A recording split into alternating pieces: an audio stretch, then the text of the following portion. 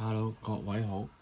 我另外再買一隻同一個系列嘅，咁你睇下嗰啲相啦。咁佢就嗰隻叫做 Speakly Pierce 啊，同埋呢隻 Ankylosaurus，咁咧都係同一個 wave 啦，佢哋叫做。咁仲有呢兩隻我冇買，因為我麻麻地嗰啲兩腳恐龍，即係嗰啲暴龍類啊 Allosaurus，即係除咗暴龍會買之外，其他啲都比較少買，係啦。咁樣就呢隻 Ankylosaurus 應該係已經出過，我諗4-5個變色版。咁但係個玩法我唔記得咗係咪一樣啦。咁呢個就係啦。咁佢個玩法應該唔同嘅。之前有啲唔知撳掣揈尾啊，呢個咧就揈尾叫咁樣。呢個就叫做 Wild Roar， 係啦，就叫嗰個系列。拆嚟睇下啦。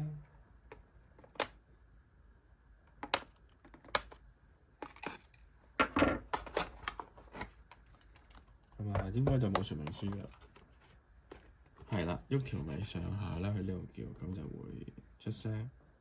轉佢都得喎，一陣試下先。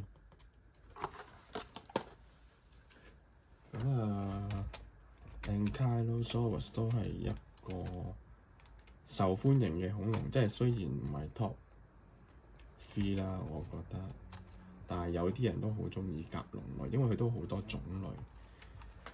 另外而家揾到一個最新嘅化石，都係佢嘅親戚啦。咁就有晒頭啊，有晒嗰個盔甲嘅好多一啲記錄。所以好難得有個咁嘅化石。佢呢個最特別嘅咧係 Ankylosaurus，佢後面條尾巴啦。其實都唔知有咩用嘅。相信有機會係我哋係保護自己啊，或者係攻擊敵人啊咁樣咯。呢個條尾咧就係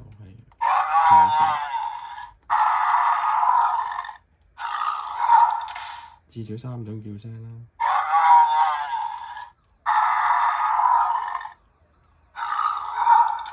3種叫聲啦，我哋見到，跟住重複㗎。嗰個係點啊？轉啊！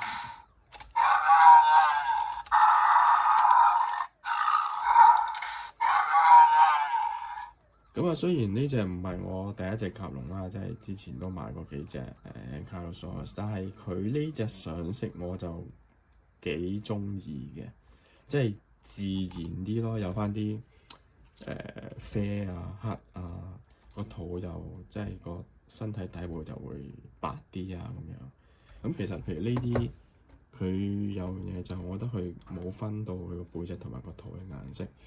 某程度上呢隻係有嘅，佢夾個背脊一隻色，個肚就會淺色啲。即係有啲所謂 counter shading 啦，即係動物嗰啲保護色咁樣。呢隻就某程度上就做咗啦。電池位啦，個曲喺度啦，就大致上係咁多，就係簡單啲。但係咧同一個系列嚟嘅。睇下大家有冇興趣周圍搜索下啦。我覺得呢兩隻係值得入手。好啦，拜拜。